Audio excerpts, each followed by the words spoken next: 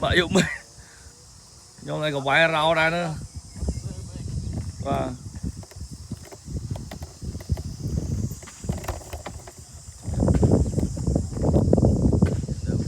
đâu rồi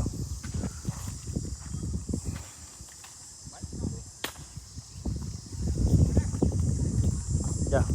cái mọt lưới này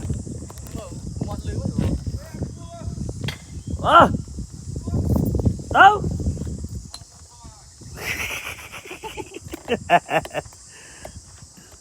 nhưng vắng tiền lắm rồi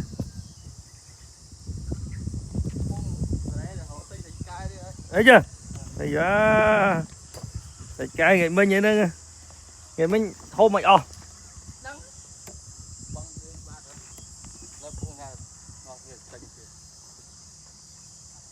nó hôm nay là tình điện cho nó phọt lén